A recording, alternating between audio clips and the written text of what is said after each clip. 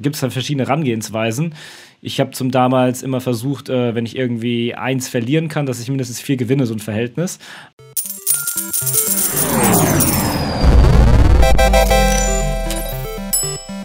Aber gucken wir mal an, was der junge Mann gemacht hat. Nämlich der hat irgendwie einen Trading-Bot gebaut und dann investiert.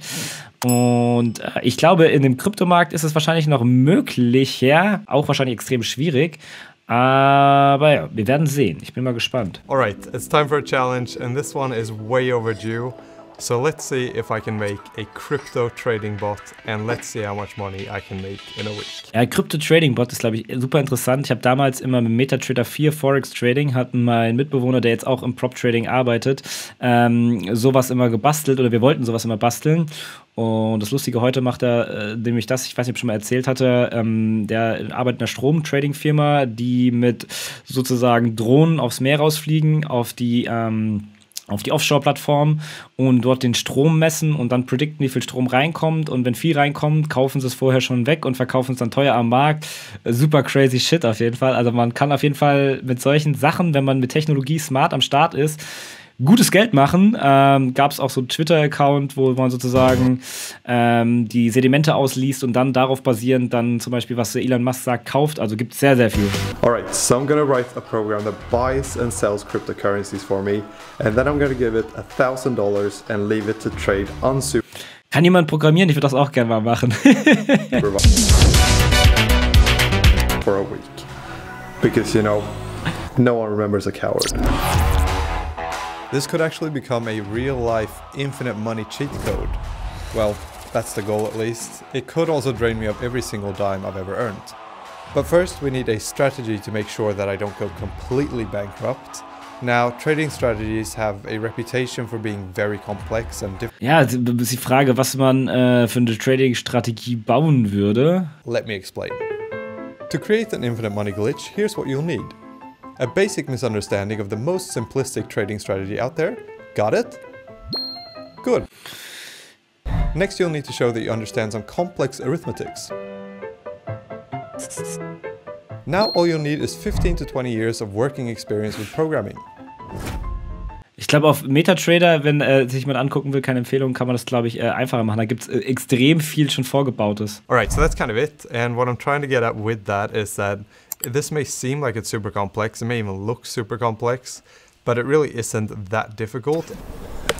Anyway, now let's build it. Okay, ich bin mal gespannt, was er da so am Bauen ist. Ich weiß nicht, hat es aber schon mal von euch gemacht? Würde mich mal interessieren, ob einer von euch so ein Trading-Bot oder so. Ich habe ja damals dieses Copy-Trading gemacht, wo man mehr oder weniger sozusagen irgendwelchen Leuten gefolgt ist, aber teilweise waren das, glaube ich, auch Bots sozusagen. Geil. Okay, raff ich da irgendwas von Cryptodata, -10, Name, High, Low, 10, Close? Okay, so right now I'm able to connect to the Kraken API so that I can actually query that database and get some. Also jetzt hat er das Problem mit der Schnittstelle oder beziehungsweise muss es jetzt tackeln, irgendwie, dass die Schnittstelle sozusagen seine Befehle, die er da programmiert hat, auch noch durchschießt an irgendeine Kryptobörse. Ich weiß gar nicht, welche man da benutzen kann oder ob Binance und Co. einfach so eine easy Schnittstelle dafür bieten. Ich nehme es mal an wahrscheinlich. Information about the prices for different cryptocurrencies. What I'm going to do next is just figure out the mathematics behind the actual like trend following and all that stuff, how that. Okay, Trend Following, also viele kleine Gewinne, aber Gefahr von großen Verlusten. Na, mal gucken. So my trading strategy is loosely based on trend following, and the basic idea of trend following in trading is that you calculate. Okay, jetzt erzählt das mit dem Trend Following und macht es mit Moving Average. Gibt es ein lustiges Buch, hat mein Mitbewohner damals gelesen, Rainbow Trading, was das eigentlich war, und waren so extrem viele Moving Average mit Zeit versetzt und dann hat das so wie so ein, wenn der Preis irgendwie sich gedreht hat, dann hat es wie so ein Regenbogen ergeben, der sich gedreht hat und dann hat er immer gekauft, wenn diese Überschneidungen kamen und verkauft, wenn es zurückkam, aber da diese Moving Average immer so ein bisschen lecken hinter dem Preis, funktioniert das da auch nicht so perfekt, wenn der Markt da relativ seitwärts geht oder ja, sich nicht richtig bewegt. What the average price of the crypto is for some number of past prices. And then you see if the average price is increasing or decreasing. If it's increasing, then that is called an uptrend, which could be a good Und dann steigt ab. Opportunity to buy.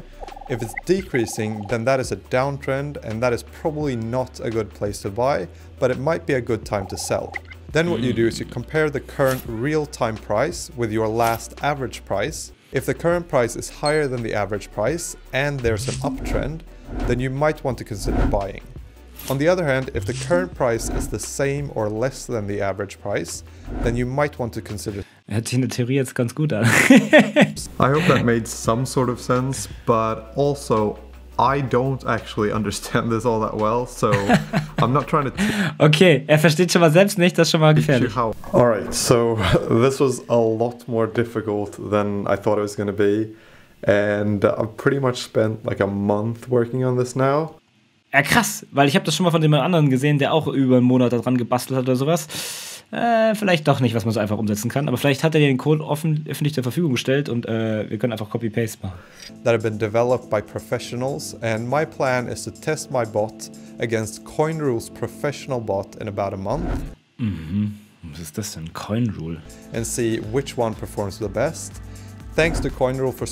Okay, da kannst du wahrscheinlich selbst deinen eigenen Trading-Bot simpel bauen.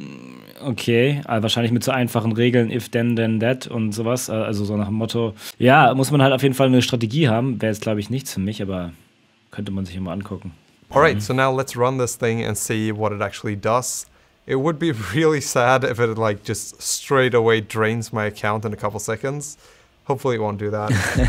Ja, das ist halt das Problem, wenn du so einen Trading-Bot schreibst und der die Orders nicht richtig executed oder ja, nicht funktioniert und einfach mal kauft man Müll.